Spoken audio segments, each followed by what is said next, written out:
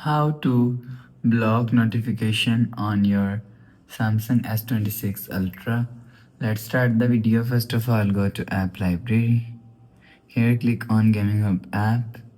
After click on Gaming Hub app, click on this three dot icon and click on Game Booster.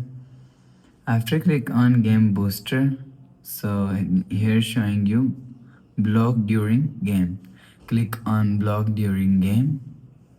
After click on block during game and you will see here showing you first option is notification.